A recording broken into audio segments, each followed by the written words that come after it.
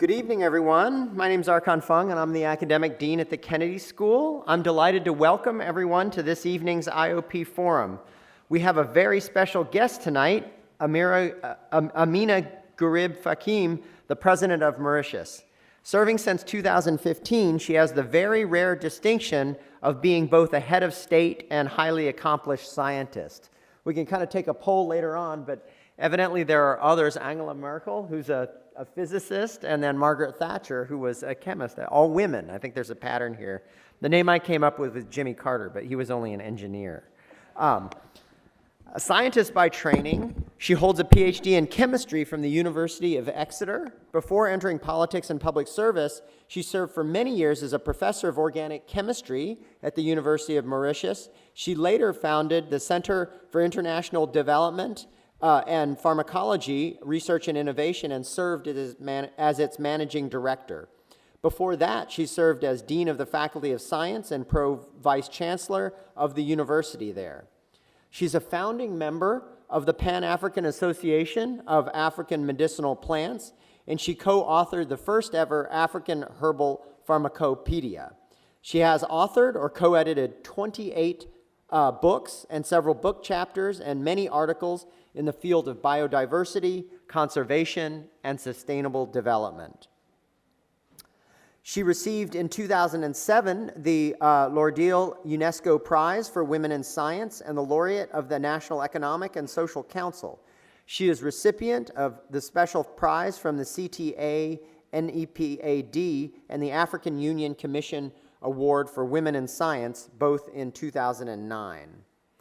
She was nominated to serve as the presidential candidate of the dominant Alliance Le Peuple, which is an alliance between the Socialist Party, the Social Democratic Party, and the Mouvement Libertaire.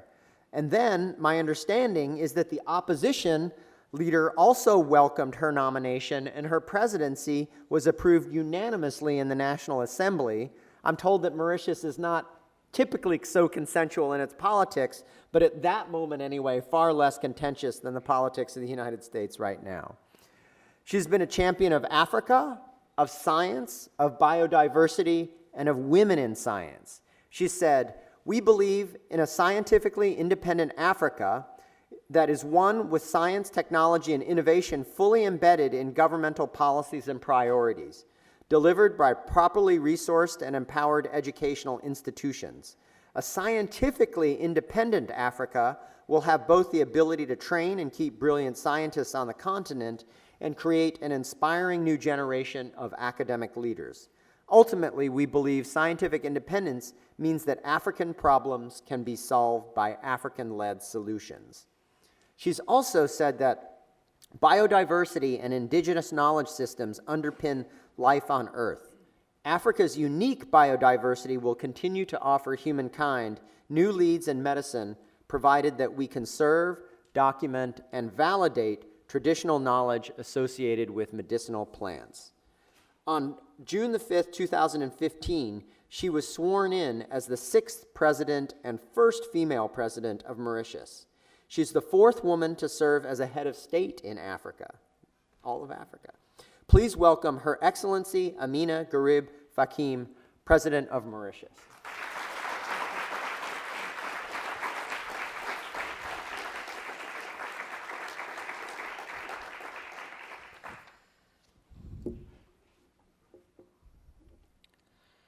President, the Board of Trustees, the faculty, students, distinguished guests, ladies and gentlemen, I'm indeed honored to be today at one of the finest institutions of learning. The legacy and record of academic excellence that Harvard University has achieved is exemplary, one to be admired, and wherever possible, emulated around the world. At the outset, I have a confession to make. As soon as I told my family that I was going to Harvard at the invitation of President Faust, my daughter, Iman, who is an undergrad in the UK and present here, said simply and firmly, "I'm coming." So we are both glad to be here in one of the most hallowed portals of excellence, of academic excellence, and are grateful for this opportunity. As an African leader who is first a scientist, I use my bully pulpit to champion the cause of science for development, and I'm devoting my tenure to promoting scientific excellence on the continent. So I see my visit as an opportunity to learn as well as to share our thinking on how tiny Mauritius can overcome the tyranny of geography and location in the vastness of the Indian Ocean and punch above its size and participate in continental affairs. Friends, this task is a work in progress, and I'm delighted to have the opportunity of sharing a few facets of our development story. Ladies and gentlemen, we meet at a consequential time in Africa's evolution. Africa, south of the Sahara, is undergoing unprecedented economic, social, and cultural transformations. In 2010, the McKinsey Global Institute described African economies as the line and the move. Perceptions of Africa have changed dramatically over the past 20 years. Frequently viewed as from an Afro-pessimist lens, the continent can be seen as a locus of wars, famine, and entrenched poverty in the 1990s. Fortunately, there is now a focus on Africa rising, and even talk of an African 21st century. This is largely attributed to the commodities boom, improved governance, sound macroeconomic fundamentals, commitment to reform, and in new resource discoveries, which have all contributed to robust growth trends and have helped to reverse 20 years of economic decline that began in the 1970s and the 1980s. According to the World Bank, economic growth in Sub-Saharan Africa is forecast to grow at 2.9% in 2017 and hopefully rise to above 3.5% by 2018. Our continent needs robust, inclusive, and sustainable growth to meet poverty targets.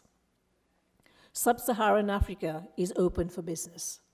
The Doing Business report in 2016 showed that Sub-Saharan Africa accounted for about 30% of the improved global regulatory reform and half of the world's top 10 improvers.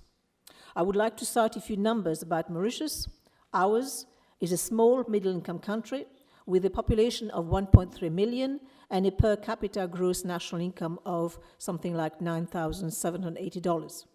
In 2016, economic growth registered at 3.8%, and Mauritius Human Development Index ranking of 49. Mauritius performed best in the areas of protecting minority investors and dealing with construction permits with a rank of 32 and 33 respectively. We're also number 1 for ease of doing business on the continent. The overall welcome trends in Sub-Saharan Africa has to be seen against the backdrop of sobering facts making the proverbial glass half full. Across the continent, changes in demography, high population growth rates, rapid urbanization, slumping commodity prices, and plummeting oil revenues are all posing major challenges, denting growth, threatening to reverse hard-won development gains.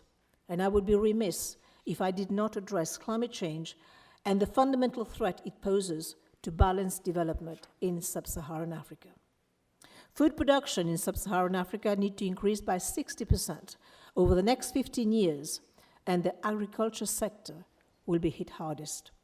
Without adaptation, Africa will suffer severe yield declines in important food-growing areas, for example, maize-growing areas across southern Africa. Rain volatility is on the rise, particularly in the hyper-arid areas of the Sahelian zone. Extreme weather events, droughts in Eastern Africa, floods and cyclones in Southern Africa are increasing in frequency as well as in intensity. Ladies and gentlemen, this is only a fleeting snapshot of the major challenges facing our continent. There are more.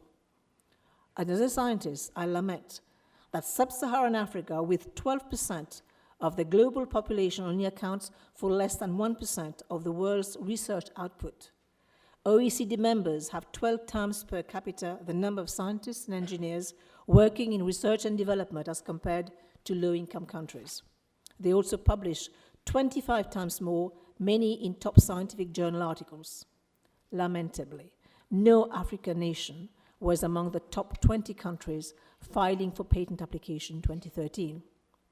In the short time available, I have painted a broad canvas about the development challenges confronting Sub-Saharan Africa as it marches forward for achieving the SDGs by 2030.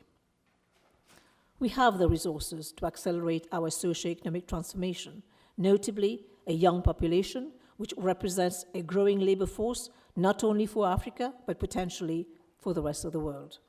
By 2034, the continent is predicted to be home to the world's largest working age population of 1.1 billion.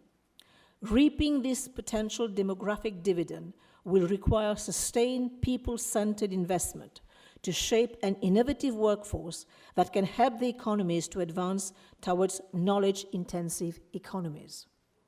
Why is it important to attract the youth? Sub-Saharan Africa has the advantage of 11 million young people entering the job market every year, representing unrivaled brain power. Let me start an example from the world of science. By the age 23, Isaac Newton had made 3 of the greatest discoveries in science: the differential calculus, the composition of light, and the laws of gravitation. All this when in the summer of 1665, his academic base in the other Cambridge, across the pond, had to be evacuated on account of the plague. Friends, the development challenges confronting Sub-Saharan Africa far surpass the capability of any country to tackle them alone. To be able to effectively meet our development challenges, Africa must bridge the gap between research and policy making. In September 2015, world leaders adopted 7 Sustainable Development Goals, the SDGs, and helped set a bold new development agenda for the next 15 years.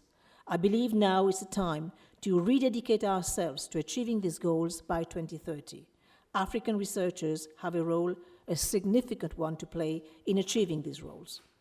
A highly skilled pool of trained African researchers is the prerequisite for innovation and attracting high-value manufacturing, which in turn drives sustainable economic growth while protecting our planet and addressing climate change.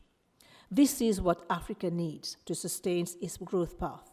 We are starting, albeit from a low base. Africa represents 15% of now the global population, but just 1.3% of the global investment in R&D.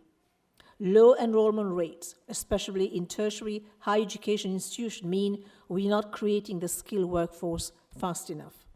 This spills into science, with only a few graduating with degrees from the field. Consequently, our scientific workforce remains low at 198 researchers per million population compared to 4,500 in the US. These challenges collectively slow down the development, translation, and use of scientific discoveries to address the myriad of development challenges that impair the everyday lives of millions of Africans. But hope springs eternal. We have compelling ground for optimism as public and private sectors ramp up scientific investment in the coming years. The continent's economic growth can be attributed to the rise in a new generation of political leaders who are technically trained and passionate about promoting governance and creating the democratic spaces for economies to thrive. Consequently, this has continued to attract foreign direct investment, some of which has translated into private sector investment in research and development. Tax incentives provided by Mauritius, South Africa, and other countries are also incentivizing private sector investment in R&D. The spread of mobile phones has ensured African economies are positioned to benefit from technological advances, as we have seen in Kenya, where the introduction of M-Pesa has turned the East African country into a global leader in mobile payment. 2 weeks ago, Kenyans began participating in the stock markets and are buying and selling shares on their mobile phones. In addition, more of Africa's citizens are accessing smartphones and internet services, with the adoption rate expected to increase to 50% in 2020 from only 2% in 2010. This has also enabled scientific collaboration, leading to the production of cutting-edge research, especially in the health sector, among many US universities and laboratories across the continent. For decades, the notion of controlling or ending the HIV/AIDS pandemic has been a distant aspiration.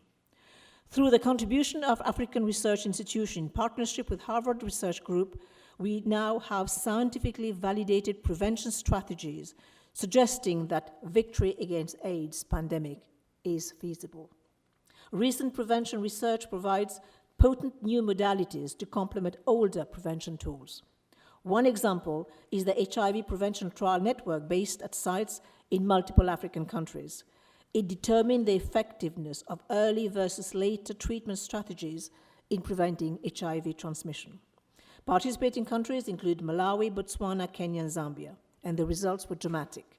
A 96% reduction in HIV transmission for participants who receive ART immediately as compared to those participants from whom ART was delayed. The journal Science selected this achievement as the 2011 breakthrough of the year.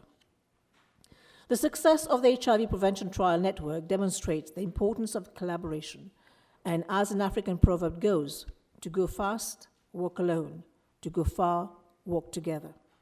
We wish to strengthen existing partnership and forge new ones that will carry the continent's science agenda forward and promote a shift in the center of gravity of African science to Africa, and we have noted with the creation of the African Agency of Science, Academy of Sciences, and the NEPAD Agencies Alliance for Accelerating Science in Africa, AISA.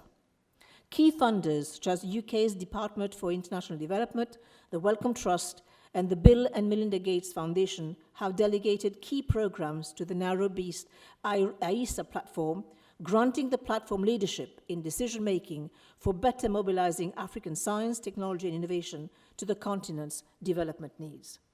This momentum must and should continue. The time is ripe to support a decisive shift in the center of gravity of leadership, governance, and funding of African research, with the leaders of African public, private, philanthropic sectors embracing ownership and informing policies. It is in this context that I've helped found Coalition for African Research and Innovation, CARI, which will mobilize public, private, and philanthropic partnership to connect with and support science, technology, innovation for Africa's development needs. It is through such partnership that Mauritius can provide an important facilitating role to bridge the world of high science and marshal innovation for achieving solid development outcomes. The newly formed CARI is an alliance of African science leaders, the private sector, the international funders, including AISA, the Wellcome Trust, the Bill and Melinda Gates Foundation, and also the US National Institute of Health, all of whom have joined forces to catalyze investment in research and innovation. Our aim is to ensure that scientists on the continent are an effective force for R&D data generation, policy making, and economic development, and nurture the generation of scientists who can lead Africa's transformation.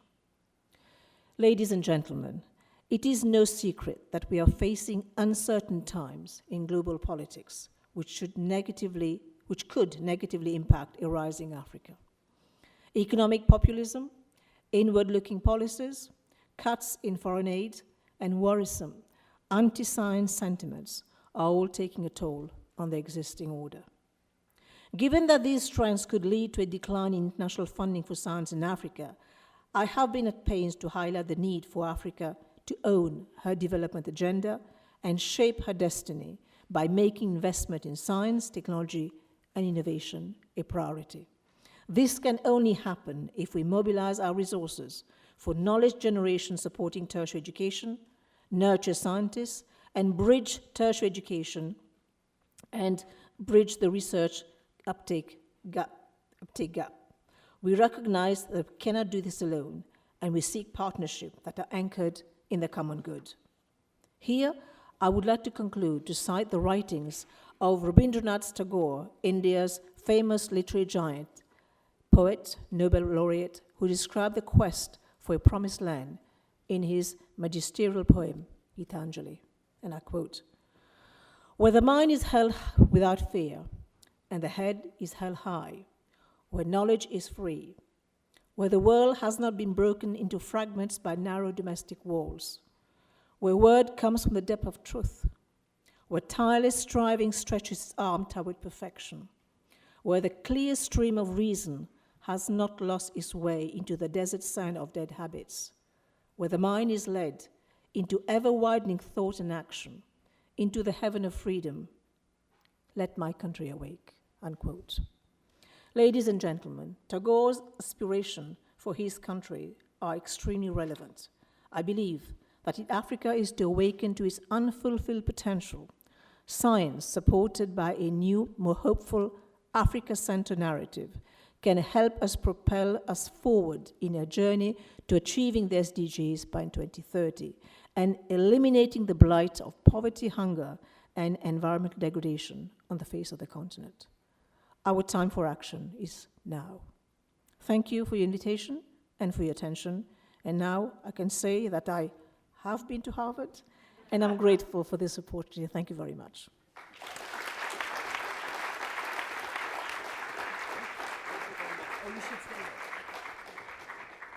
So thank you very much, Your Excellency. So now it's time for some questions and answers. For those of you who've been to the forum, you know the ground rules. For those of you who haven't, all questioners must identify themselves. One brief question per questioner, that is one per customer. And please, all questions end with a question mark. And you'll note that there are 4 microphones, 2 on the ground floor and 2 up on the balconies there. And if you line up, I will call on you so you may ask your question. Yes, sir. Hello. My name is Jack Stone, and I'm a sophomore at the college. What do you see the role of women in science? If I will come up with a cliche just to explain my thoughts, if you have a soccer match and you eliminate 52% of his team, the chances of you succeeding will be very, very small. So we can no longer afford to eliminate 52% of capacity, 52% of intuition, 52% of talent, and 52% of doing things differently. Women have a different way of looking at problems, and I think we are in a stage where we can no longer afford to ignore that. And if you look at the African continent, we look at one sector, we look at agriculture, we find that it's women that feed the continent. So it's time now to empower her with the tools, with whatever tools that there will be, for example, access to cash, access to land, property, all these, you name it. But more importantly, access to the technology. Because if she has to perform agricultural practices correctly, and with the impact of climate change, of course, changing weather pattern and all the rest of it, she has to be empowered. So this is an area, for example, where it comes straight to mind. But we need this workforce, and we need to ensure that we actually impart in her the confidence to move. And this confidence doesn't come later. It comes earlier in the days when she's growing up as a girl child. And we have to make sure that the necessary environment is there for her to prosper. So it goes without saying that we need women. Thank you. Thank you. Good. Yes. Hi, sir. my name is Ryan, and I'm a sophomore at the college. I was wondering what you would like your legacy to be once you've left the office of president. I will cite what President Obama had said recently when he visited Africa. He said, the continent needs strong institutions. The continent doesn't need strong men or women for that matter. So I think what the legacy of, if I may use the word, an African leader or an average leader, is to ensure that the legacy is there in terms of building our institutions. Why this institution we're here has such a prestigious, fantastic reputation across the world for whatever excellence it has achieved. It didn't achieve it just like this, because the founding fathers have ensured that, they recruit guardian of the reputation of the institution. So it is this kind of mentality that we have to do.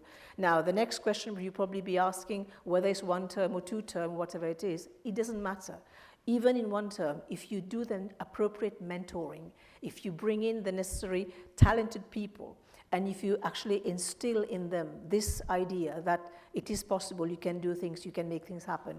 So this mentoring is very, very important. So for me, to put it very, very in a nutshell, it's how best we have left the institution in place. And that's a very, very important, it's a huge responsibility, and we have to tackle that up front. Thank you. Up here in the balcony. Thank you, Your Excellency, for being here at HKS. My name is Danielle Feinstein. I'm a second-year MPP student here. And, we have too few female politicians. It's very inspiring. You're being the first elected president of Mauritius. And I just wanted to ask you, we almost had a female president here in our country, so we haven't quite gotten to where you guys are. How can we make more space for women to exercise leadership in those high-ranking fields, and can you offer us any anecdotes from your experience? Good question. Tall order. As I said, we will need to flag in all the time the gender issue, but I think to get women to that level, I'm not talking about women in leadership position, because there's a difference. For me, to make a difference, you need to have women in power. Where we are starting from a very low base is that we don't even have sufficient mentors. And to get these women to look up to a mentor, to say, yes, it's been possible. So you need to actually create that space. You need to create these women who will be there in power, showing leadership position, and of course showing also ethical leadership. And this is also very, very important. So the issue, first of all, is to get these women with sufficient self-confidence to come and say, yes, we can, right? And the other thing is to have the mentoring.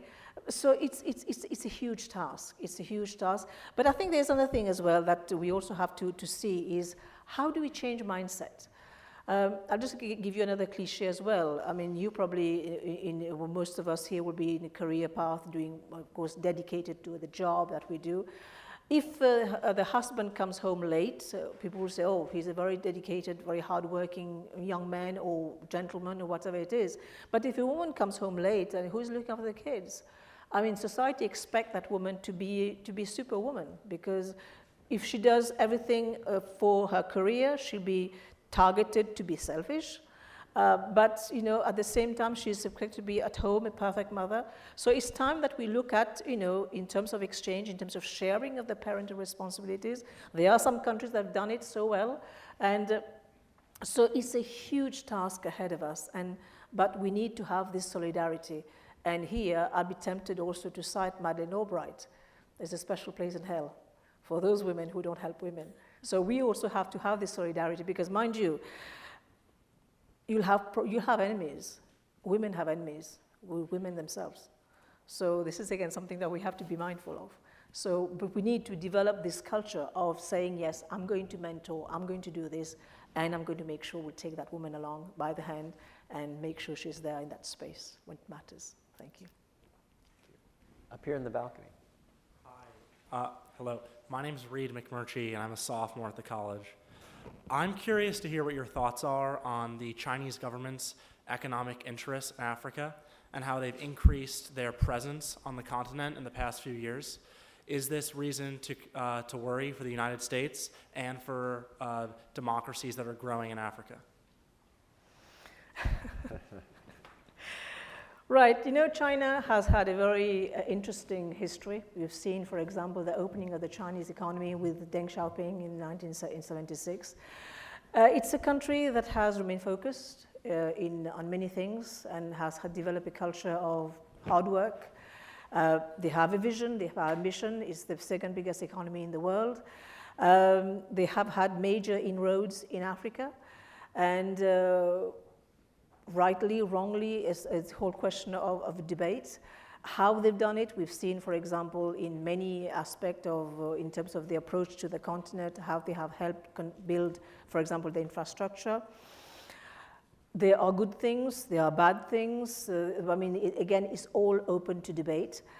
But there are also the notion that China brings to the table, which we also need to relook at in terms of the work ethics, in terms of family issues, and all these, which is sacred, is sacrosanct in the Chinese culture. At least that's the way we see it in Mauritius. There is no compromise for hard work, and they will work and they will do amazing things. And for us, China is a very important partner. They have helped us tremendously in the past, be it at the level of loans, grants, and many issues in terms of building our infrastructure as well. And we are a country where we are perceived to be increasingly the bridge between Asia and Africa.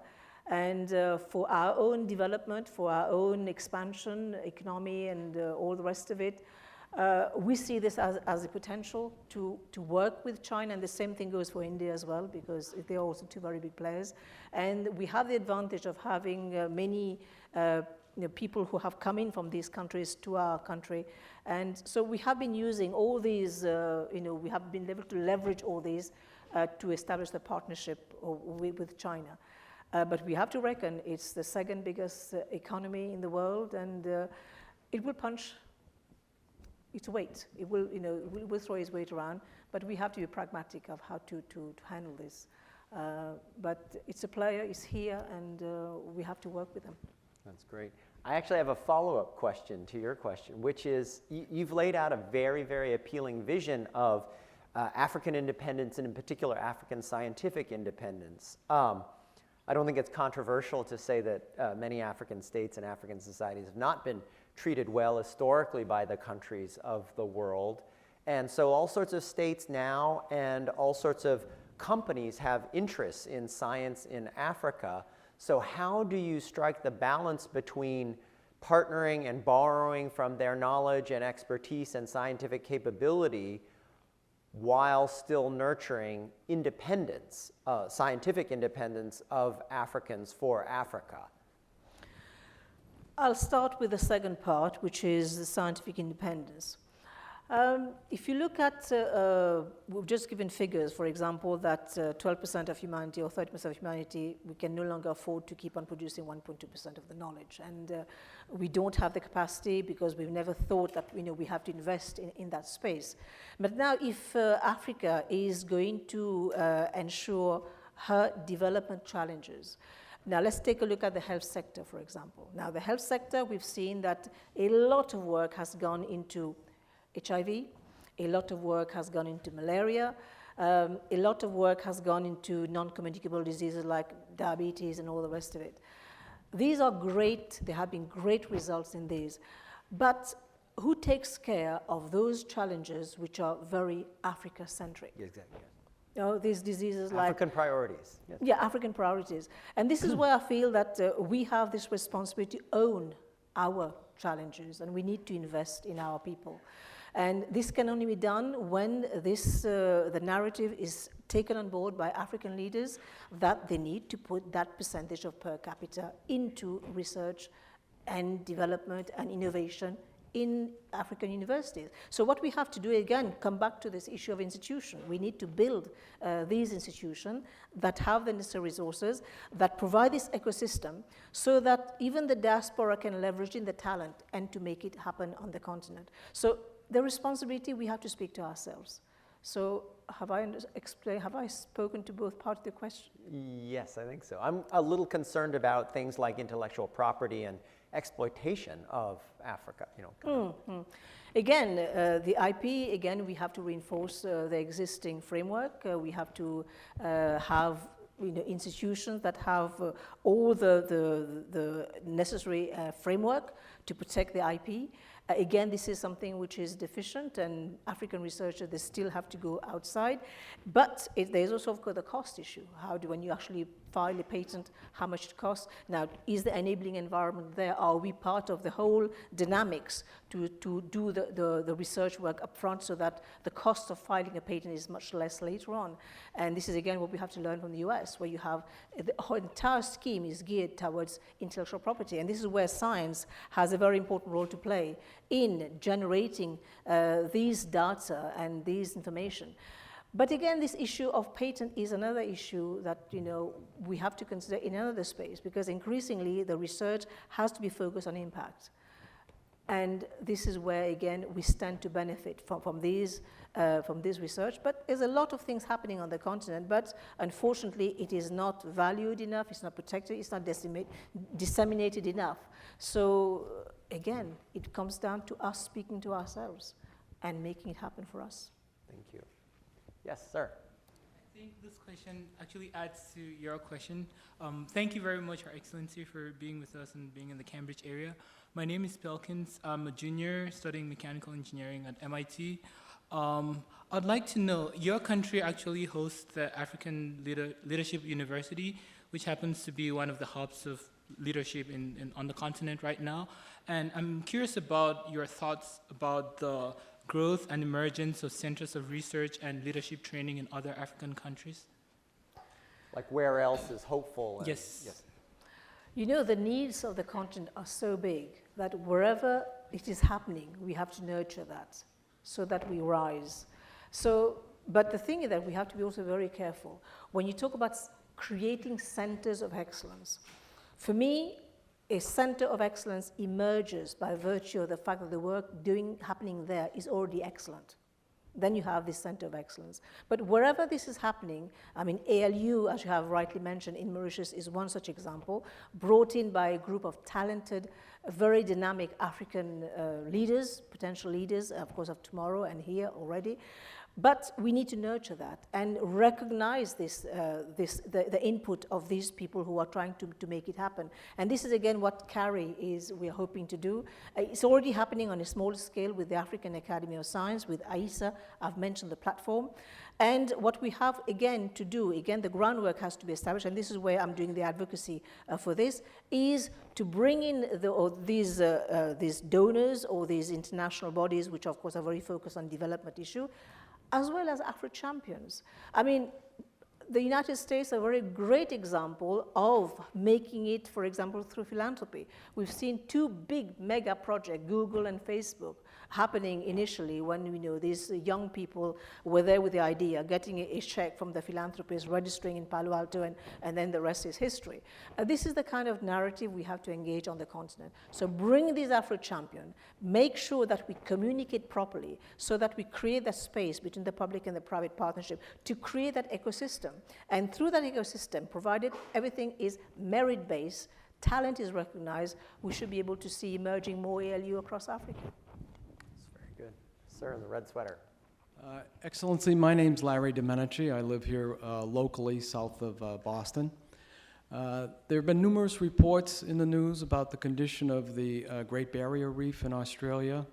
I was wondering if you could comment on the coral reef in Mauritius, whether or not it's similarly threatened, how that might impact the economy, and what mitigating factors perhaps the government is able to take or perhaps not able to take. The Great Barrier Reef in Australia, we have seen recently, scientists have said that it has been a rise in temperature with the El Nino effect. We had this also a few years ago in the Indian Ocean, where the slight temperature rise, I think it was only about 0.5 degrees or even 0.5 in 1 degree, it was enough to cause the bleaching of the coral. But now we also are confronted with another challenge, which is the climate change, and increasingly people look at the ocean as a dumping ground, and they think that it can absorb all the carbon dioxide, but increasing the carbon dioxide will change the dynamic of increasing the acidity of the waters as well. So this also will impact the coral reef. And whomsoever talks about impacting the coral reef also talks about impact on livelihoods, because small islands like, for example, Mauritius and all the countries, of course, next to the ocean, will suffer the loss because artisanal fishing, for example, happens in the lagoon where a lot of these fishes are. So the impact is going to be, of course, having this ripple effect. But it's again an issue that we can't tackle alone.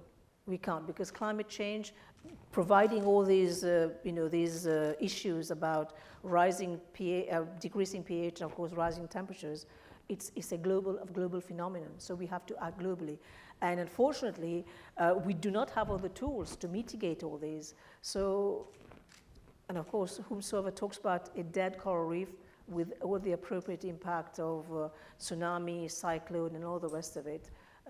The scenario is very much a doomsday scenario. Unfortunately, I don't have any positive answers there. Yeah. Thank you. Thank you. In the balcony. Good evening, Your Excellency. My name is Farai Gundan, originally from Zimbabwe. I'm a Mason Fellow and an MPA student. My time is up at Harvard, and I will graduate May 25th and make room for the incoming class. Earlier this morning, you mentioned that you would not seek another term, and I commend you for that. Even though my heart says, please stay, because you're actually one of the good presidents. My question is actually controversial. Presidential term limits as far as Africa is concerned. What are your thoughts? What are the terms? And how do we enforce that, specifically for those amongst your peers that continue to stay on? Well, I'm not staying on. No, I've said to myself, it sounds again cliche, I've had 3 lives, so I can think of a 4th one after this. No, but I think this issue of terms, and it has been a big debate on the continent, but at the end of the day, we have to put it to the people. They have to have the right of choice. And we can look at it from whatever perspective, but the fundamental issue rests with the public and whether they should have a right to choose. And if they choose the same people by virtue of the results that's happening, and maybe it is not the president they want, it's a president they need in a different context. So I think the choice has to come back to the democratic process. Democratic process may not be the best model, but I think it's the best one that we have so far until we find an alternative. So this has to go back again to the people for them to choose. Thank you. Up here on the balcony. Hello, my name is Karen Morty. I'm a junior at Wellesley College studying linguistics. As a woman and as a woman of Mauritian descent and a woman studying STEM, I'd like to thank you for your time here. My question is related to the role of language in Mauritius. Mauritius is a multilingual, multicultural country. Numerous studies have shown the importance of mother tongue education. And I want to know what your thoughts are on Creole as a language of instruction in Mauritian schools, particularly in helping to progress Mauritius and craft its own identity as a country in Africa. Yes, we have, as you have rightly said, we are a population of many different, ethnic, whatever religious groups that live together. We all come from various parts of the world, so with a population of 1.3 million, we have already 14 languages which are spoken and taught in schools. These, to me, they are the ancestral languages which help add to the diversity of our people and, of course, retention of cultures and getting to understand how to operate in that space. Creole is the lingua franca. Everybody speaks Creole when they wake up in the morning till that night, and they speak, they dance, they sing, they do all sorts of things in that language. Do we need to have Creole as a medium for teaching? I've had Creole as a medium of teaching when I was a young child because it helps to understand the concept. But the question that we have to put, if we are to have Creole in terms of the medium of teaching, is that a good thing? I know some countries that had reverted back to their mother tongue as the teaching medium. Eventually, they had big problems further down the line. There has been experiments like this. So again, these are things that we have to really sit down and debate, but more importantly, learn lessons from where it has happened and whether it has worked. But for me, to use Creole as a medium to help the child understand a concept, all for it. Thank you. Yes. Excellency. Thank you for being here. My name is Evan Bonsall, and I'm a sophomore at the college.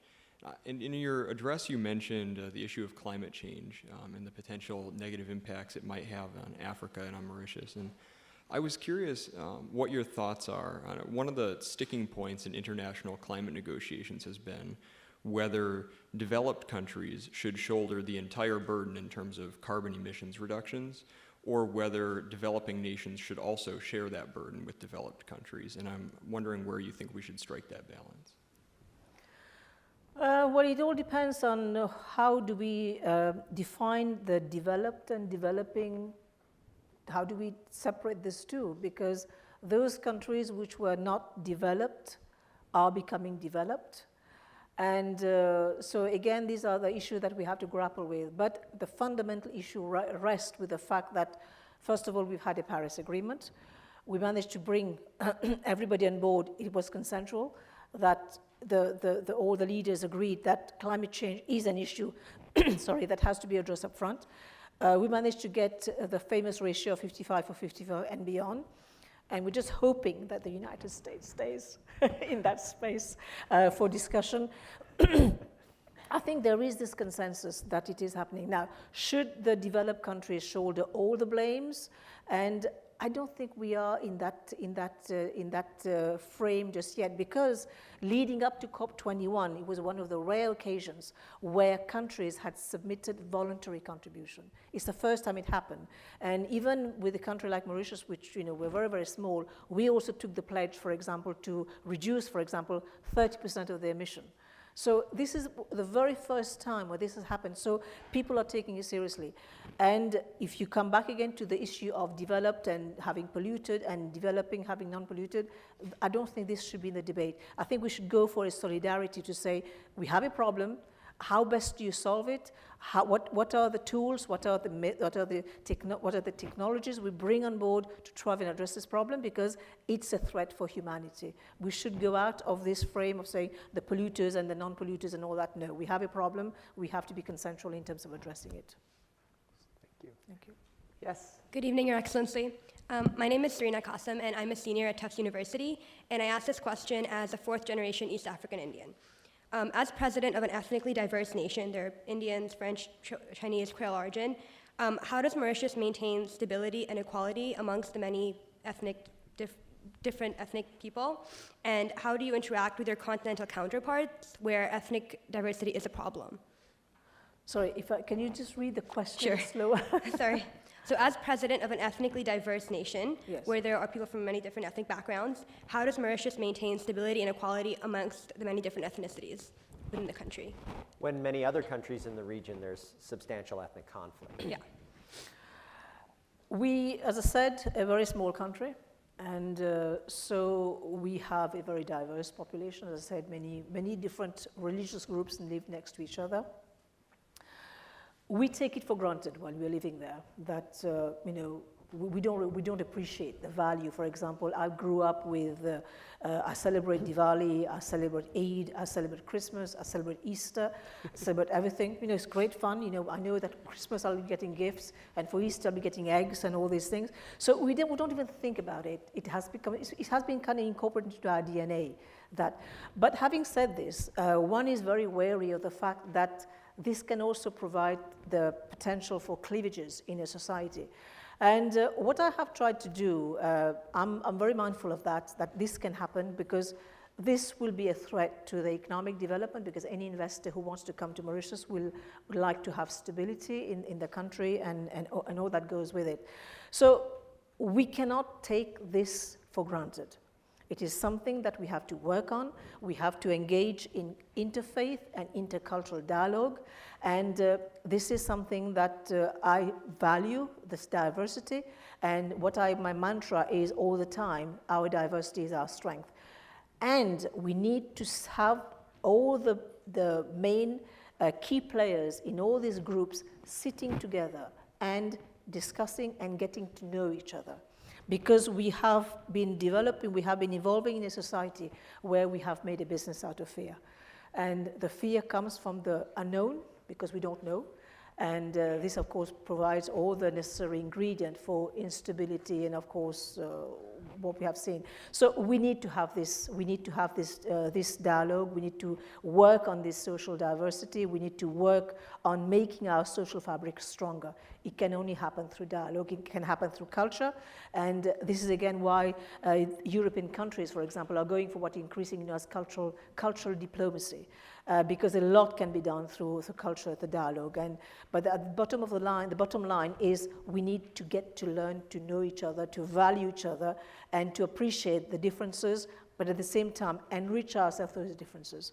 So there is no two-way, otherwise we'll be at war. And for a country like Mauritius, we cannot have such a war because there's no space to run, otherwise we're going to see. Thank you. Thank you. Up here in the balcony. Hi, my name is Sarah Sarani. I'm a junior at the college, and it's an honor to hear you speak because I was actually living in Mauritius at the time you were elected. So it's wonderful to see a woman in science become president.